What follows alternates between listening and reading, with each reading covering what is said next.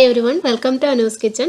ഇന്ന് ഞാനൊരു പായസത്തിൻ്റെ റെസിപ്പിയാണ് ഷെയർ ചെയ്യുന്നത്, മത്തങ്ങ പായസം. അപ്പോൾ നമുക്കിത് എങ്ങനെയാണ് ചെയ്യുന്നതെന്ന് നോക്കാം.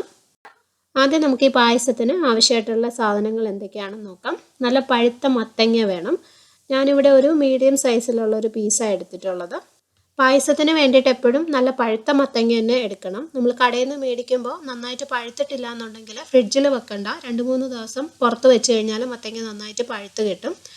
ഇതിൻ്റെ ഈ അരി ഇരിക്കുന്ന ഈ പോർഷനും അതുപോലെ തന്നെ തൊലിയും നന്നായിട്ട് ക്ലീൻ ചെയ്തെടുക്കണം. പിന്നെ നമുക്ക് വേണ്ടത് ചുവന്ന പച്ചരിയാണ്. ഇതൊരു 1/2 കപ്പ് ചുവന്ന പച്ചരി, അതായത് നമ്മൾ ഈ അമ്പലപ്പുഴ പായസമൊക്കെ വെക്കാനെടുക്കുന്ന ചുവന്ന അരി ഉണ്ടല്ലോ, അതാണ് വേണ്ടത്. ഇതൊരു 1/2 കപ്പ് എടുത്തിട്ടുണ്ട്. പിന്നെ വേണ്ടത് ശർക്കരപ്പാനിയാണ്. ഇത് ഏകദേശം ഒരു 1.5 കപ്പ് ശർക്കരപ്പാനി വരും. ശർക്കര ഉരുക്കിയെടുക്കുക, വെള്ളം ഒഴിച്ച് നന്നായിട്ട് ഉരുക്കിയതിന് ശേഷം അരിച്ച് വേണം എടുക്കാനായിട്ട്. അതിനകത്ത് എന്തെങ്കിലും പൊടികളൊക്കെ ഉണ്ടെങ്കിൽ പോകാൻ വേണ്ടിയിട്ടാണ്. അതുപോലെ ശർക്കര പാനിയുടെ അളവ് നിങ്ങളുടെ ഇഷ്ടം പോലെ അഡ്ജസ്റ്റ് ചെയ്ത് ചേർക്കാം. എനിക്കിവിടെ പായസത്തിനൊന്നും അധികം മധുരം വേണ്ട, അപ്പോൾ അതുകൊണ്ട് ഞാൻ 1.5 കപ്പേ എടുത്തിട്ടുള്ളൂ. പിന്നെ നമുക്ക് തേങ്ങാപ്പാൽ വേണം. തേങ്ങ ഇവിടെ 2ാം പാല് 2 കപ്പ് എടുത്തിട്ടുണ്ട്, അതായത് മീഡിയം തിക്നെസ്സിലുള്ള പാലാണ്. പിന്നെ 1ാം പാല് 1 കപ്പ്, നല്ല കട്ടി തേങ്ങാപ്പാൽ. ഏലക്കാപ്പൊടി വേണം. ഏലക്കാപ്പൊടി ഞാനൊരു 1.25 ടീസ്പൂൺ എടുത്തിട്ടുണ്ട്, പക്ഷെ ഇതിൻ്റെ അളവ് നിങ്ങളുടെ ഇഷ്ടം പോലെ അഡ്ജസ്റ്റ് ചെയ്ത് ചേർക്കാം.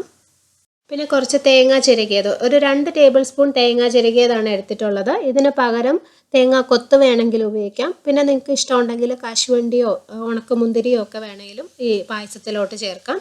അതെല്ലാം നിങ്ങളുടെ ഇഷ്ടം പോലെ ചേർക്കാം. പിന്നെ ഈ തേങ്ങയും കശുവണ്ടിയൊക്കെ വറുത്ത് ചേർക്കുന്നതിനായിട്ട് കുറച്ച് നെയ്യ് വേണം. അപ്പോൾ ഇത്രയാണ് നമുക്ക് പായസത്തിന് വേണ്ട സാധനങ്ങൾ. ആദ്യം നമുക്ക് ചെയ്യേണ്ടത് ഈ മത്തങ്ങ ഒന്ന് ക്ലീൻ ചെയ്തതിന് ശേഷം ക്യൂബ്സ് ആയിട്ട് കട്ട് ചെയ്ത് വെക്കാം. മത്തങ്ങ നന്നായിട്ട് ക്ലീൻ ചെയ്യാം.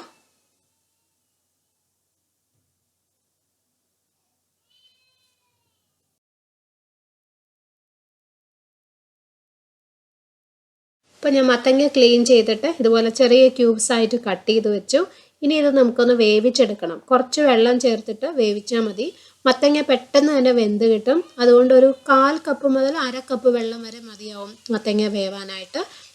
മത്തങ്ങ വേവിക്കാനായിട്ട് ഒരു പാത്രത്തിലേക്ക് ചേർക്കാം. ഇനി ഇതിലേക്കൊരു 1/2 കപ്പ് വെള്ളം ചേർക്കുവാണ്. 1/2 കപ്പ് വെള്ളം മതിയാവും മത്തങ്ങ വേവാനായിട്ട്, കാരണം പെട്ടെന്ന് തന്നെ അത് വെന്ത് കിട്ടും. അതുപോലെ ഒരുപാട് വെന്തങ്ങ് ഉടഞ്ഞു പോരുത്. മത്തങ്ങ കറക്റ്റ് സോഫ്റ്റ് ആയി വരുന്ന സമയത്ത് തന്നെ നമുക്ക് തീ ഓഫ് ചെയ്യണം. ഇതിനെ അടുപ്പത്തോട്ട് വയ്ക്കാം. നമുക്ക് പച്ചരി എടുക്കാം. ഇത് നന്നായിട്ടൊന്ന് കഴുകിയെടുക്കണം. 2-3 തവണ വെള്ളത്തിൽ നന്നായിട്ട് ക്ലീൻ ചെയ്തെടുക്കണം. അപ്പോൾ ഞാൻ അരി നന്നായിട്ട് കഴുകിയെടുത്തു. ഇതിനി ഒരു പാത്രത്തിലോട്ട് ഇട്ട് കൊടുക്കാം. ഈ അരിയും നമ്മൾ കുറച്ച് വെള്ളം ഒഴിച്ചിട്ട് നന്നായിട്ട് വേവിച്ചെടുക്കുക ചെയ്യുന്നത്. അരി വേവാനായിട്ട് കുറച്ച് സമയം എടുക്കും, ഒരു 10-15 മിനിറ്റ് എന്തായാലും എടുക്കും. ഇതിനകത്തോട്ട് ആവശ്യത്തിന് വെള്ളം ഒഴിക്കുക. ഇവിടെ 1/2 കപ്പ് അരിയാണ് എടുത്തിട്ടുള്ളത്, അതിന് ഏകദേശം ഒരു 3.5 കപ്പ് വെള്ളം വേണ്ടി വരും, കാരണം നല്ല വേവാണ് അരിക്ക്. അപ്പോൾ ഇതിനകത്തോട്ട് ആവശ്യത്തിന് വെള്ളം ചേർക്കുവാണ്. ആദ്യം 3.5 കപ്പ് വെള്ളം ചേർക്കാം. അതിനുശേഷം പിന്നെ അരി വെന്തില്ല എന്നുണ്ടെങ്കിൽ ആ സമയത്ത് നല്ല ചൂട് വെള്ളം ചേർത്ത് കൊടുത്താൽ മതി. അപ്പോൾ ഇതും ഞാൻ അടുപ്പിൽ വെച്ച് അരി നന്നായിട്ട് വേവിച്ചെടുക്കാൻ പോവാണ്. അപ്പോൾ ഇത് അടുപ്പിലേക്ക് വെച്ചു. ഇനി ആദ്യം ഇത് ഹൈ ഫ്ലെയിമിൽ വെച്ചിട്ടൊന്ന് തിളച്ച് വരണം. അതിനുശേഷം തീ കുറച്ച് കൊടുക്കണം. ഇതേ സമയത്ത് തന്നെ ഞാനിവിടെ മത്തങ്ങയും വേവാനായിട്ട് വെച്ചിട്ടുണ്ട്. ഇത് ഒരേ സമയത്ത് തന്നെ വേവിച്ചെടുത്താൽ മതി. അപ്പോൾ ഈ അരി ഒന്ന് തിളച്ചിട്ടുണ്ട്. അപ്പോൾ ഞാൻ നന്നായിട്ട് തീ കുറച്ച് വെച്ചു, മീഡിയം ഫ്ലെയിമിൽ വെച്ചു. ഇടയ്ക്കിടയ്ക്ക് ഇതൊന്ന് ഇളക്കി കൊടുക്കണം, അല്ലെങ്കിൽ വെള്ളം വറ്റിയിട്ട് അരി താഴെ പിടിക്കും. നമുക്ക് മത്തങ്ങ വെന്തിട്ടുണ്ടോ എന്ന് നോക്കാം. ഏകദേശം ഒരു 5 മിനിറ്റേ എടുത്തുള്ളൂ ഇത് വേവാനായിട്ട്. കണ്ടോ, വെള്ളം നന്നായിട്ട് വറ്റിയിട്ടുണ്ട്. മത്തങ്ങ ഇതുപോലെ കറക്റ്റ് സോഫ്റ്റ് ആവുന്ന സമയത്ത് നമുക്ക് തീ ഓഫ് ചെയ്യണം. ഒരുപാടങ്ങ് വെന്തുടഞ്ഞു പോകരുത്. വെള്ളം ഇങ്ങനെ സോഫ്റ്റ് ആയി വരുന്ന സമയത്ത് വെള്ളം കുറച്ചും കൂടി ബാക്കിയുണ്ടെന്നുണ്ടെങ്കിൽ അതങ്ങ് കളഞ്ഞാൽ മതി. സ്പൂൺ വെച്ചിട്ട് ചെറുതായിട്ടൊന്ന് ഉടച്ചു കൊടുക്കുക. അധികം ഉടയ്ക്കേണ്ട ആവശ്യമില്ല. നമ്മൾ ശർക്കര ചേർത്തത് വരട്ടിയെടുക്കും. ആ സമയത്ത് വലിയ പീസസ് എന്തെങ്കിലും കിടപ്പുണ്ടെങ്കിൽ തനിച്ച് തന്നെ ഉടഞ്ഞോളും. അപ്പോൾ ഇത് മാറ്റി വയ്ക്കാം. ഇനി നമ്മൾ വേവാൻ വെച്ച പച്ചരി നോക്കാം. അരി നന്നായിട്ട് വെന്തതിന് ശേഷം മാത്രമേ നമ്മൾ പായസത്തിൽ ചേർക്കാവുള്ളൂ. കാരണം അല്ലാതെ നമ്മൾ ശർക്കരയുടെ കൂടെ ഈ അരി ചേർത്ത് കഴിഞ്ഞാൽ അത് കല്ലിച്ചു പോവും. നമ്മൾ കഴിക്കുമ്പോൾ വേവാത്ത അരി പോലെ തോന്നും. ഇത് ഏത് സാധനമായാലും നമ്മൾ പായസം തയ്യാറാക്കുമ്പോൾ നല്ലതായിട്ട് വെന്തതിന് ശേഷം മാത്രമേ ശർക്കര ചേർക്കാവുള്ളൂ. അല്ലെങ്കിൽ ഈ പറഞ്ഞ പോലെ ഇങ്ങനെ കല്ലിച്ചു പോകും, അത് പിന്നെ വേവത്തില്ല. ശർക്കര ചേർത്ത് കഴിഞ്ഞാൽ പിന്നെ ഒരു സാധനവും വേവത്തില്ല. അപ്പോൾ ഇതിങ്ങനെ വെന്ത് ഉടയുന്ന പോലെ ആവണം. അത്രയ്ക്ക് വേവായതിന് ശേഷം മാത്രമേ നമ്മൾ ശർക്കരയിൽ ചേർക്കാവുള്ളൂ. ചോറ് നന്നായിട്ട് വെന്തിട്ടുണ്ട്. ഇതിനി മാറ്റി വെച്ചിട്ട് നമുക്ക് പായസം റെഡിയാക്കാം. അപ്പോൾ ഞാനിവിടെ പായസം വെക്കാനായിട്ടുള്ള പാത്രം വെച്ചു. ഇനി ഇതിലേക്ക് നമ്മൾ വേവിച്ചു വെച്ച മത്തങ്ങ ചേർക്കാം.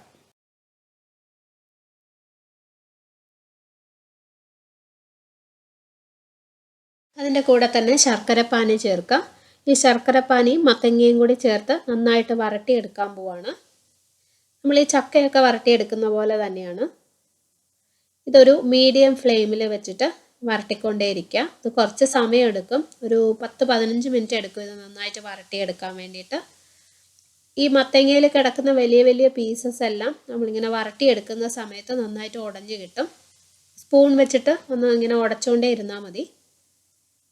കണ്ടിന്യൂസ് ആയിട്ട് ഇളക്കിക്കൊണ്ട് തന്നെ ഇരിക്കണം, അല്ലെങ്കിൽ ശർക്കര ആയതുകൊണ്ട് കരിഞ്ഞു പോവും. ഇതിപ്പോൾ കുറച്ചിങ്ങനെ ലൂസായിട്ട് കുറച്ച് വെള്ളം പോലെയാണല്ലോ ഇരിക്കുന്നത്. അപ്പോൾ നമ്മളിങ്ങനെ കണ്ടിന്യൂസ് ആയിട്ട് ഇതിങ്ങനെ വരട്ടിക്കൊണ്ടിരിക്കുമ്പോൾ ഇതിനകത്തുള്ള വെള്ളത്തിൻ്റെ ഇതെല്ലാം വറ്റും. എന്നിട്ട് അതിങ്ങനെ ഒരു കുഴഞ്ഞു വരും. അതുവരെ അങ്ങനെയാണ് നമുക്ക് വേണ്ടത്. നന്നായിട്ട് ഇങ്ങനെ ഇളക്കിക്കൊണ്ടേയിരിക്കാം. നമ്മൾ ഈ പഴം പായസമൊക്കെ വെക്കുമ്പോൾ ഏത്തപ്പഴമൊക്കെ വരട്ടിയെടുക്കുന്ന പോലെ തന്നെയാണ് ചക്ക പായസം ഒക്കെ ഇങ്ങനെ തന്നെയാണ് ചെയ്യുന്നത്.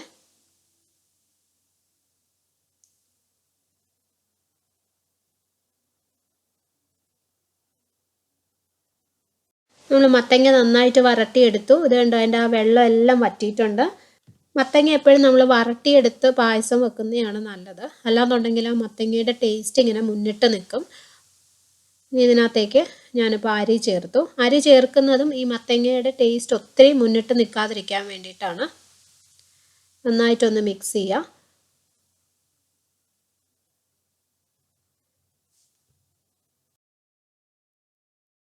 ഇനി ഇതിലേക്ക് തേങ്ങാപ്പാൽ ചേർക്കുക. 2 പാലാണ്, 2 കപ്പ് 2 പാൽ ചേർത്തു. ഇനി നന്നായിട്ട് ഇളക്കി കൊടുക്കണം. ഇതൊരു മീഡിയം ഫ്ലെയിമിൽ വെച്ചിട്ട് ഒരു 5-10 മിനിറ്റ് കണ്ടിന്യൂസ് ആയിട്ട് ഇളക്കിക്കൊണ്ടിരിക്കുക. നമ്മളിത് ചേർത്ത് കഴിയുമ്പോൾ കണ്ടോ, ആ തേങ്ങാപ്പാലും അരിയും ഒക്കെ സെപ്പറേറ്റ് ആയിട്ടായിരിക്കും കിടക്കുന്നത്. അപ്പോൾ അത് മാറിയിട്ട് ഇത് നന്നായിട്ട് ഒരു 1/4 ഭാഗം ഒന്ന് വറ്റണം. അതുപോലെ തന്നെ ഈ അരിയും തേങ്ങാപ്പാലും എല്ലാം കൂടി ഒരുമിച്ചാവണം.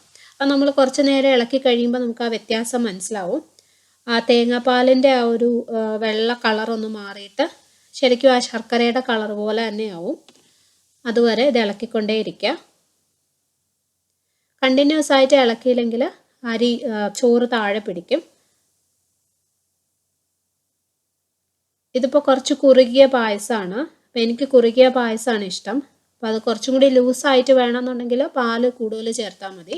ഇപ്പോൾ കണ്ടില്ലേ, നമ്മൾ ചേർത്ത 2 പാല് ചെറുതായിട്ടൊന്ന് വറ്റി. അതുപോലെ തന്നെ അത് ശർക്കരയുടെയും അരിയുടെയും ഒക്കെ കൂടെ നന്നായിട്ട് മിക്സ് ആയിട്ടുണ്ട്. ഇങ്ങനെയാണ് വേണ്ടത്. ഇനി ഇതിലേക്ക് നമുക്ക് 1 പാല് ചേർക്കാം.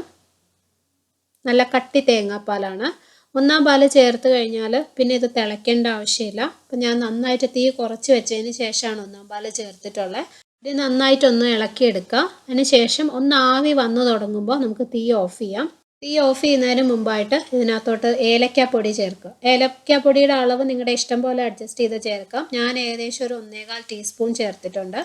നന്നായിട്ടൊന്ന് ഇളക്കിയെടുക്കാം. ആ ഏലക്കാപ്പൊടിയുടെ ഫ്ലേവർ പായസത്തിൽ നല്ലോണം വരണം. ഇനി ഇത് മാറ്റി വെച്ചിട്ട് നമുക്ക് തേങ്ങ വറുത്തെടുക്കാം. വേറൊരു പാൻ വയ്ക്കാം. അതിനകത്തേക്ക് ആവശ്യത്തിന് നെയ്യ് ഒഴിക്കാം. നെയ്യ് നന്നായിട്ട് ചൂടാകുമ്പോൾ തേങ്ങ ചേർക്കാം. ഈ തേങ്ങ ഇനി ചെറിയൊരു ബ്രൗൺ നിറം ആവുന്നത് വരെ വറുത്തെടുക്കാം. ഇതിന് പകരം തേങ്ങ കൊത്ത് വേണമെങ്കിൽ ചേർക്കാം. അതുപോലെ തന്നെ നിങ്ങൾ അണ്ടിപ്പരിപ്പോ ഉണക്കമുന്തിരിയോ ഒക്കെ ഉപയോഗിക്കുന്നുണ്ടെങ്കിൽ ഇതുപോലെ തന്നെ നെയ്യിൽ വരട്ടി ചേർത്താൽ മതി. ഇത് ചെറിയൊരു ബ്രൗൺ നിറം ആവണം. എനിക്ക് തേങ്ങ ചിരകിയത് ഇങ്ങനെ വറുത്ത് ചേർക്കുന്നതാണ് ഇഷ്ടം. അപ്പം അതുകൊണ്ടാണ് ഞാനത് എടുത്തത്. ഇതിപ്പോൾ റെഡിയായി. ഇനി നമുക്കത് പായസത്തിലോട്ട് ചേർത്ത് കൊടുക്കാം. നന്നായിട്ടൊന്ന് മിക്സ് ചെയ്തെടുക്കുക.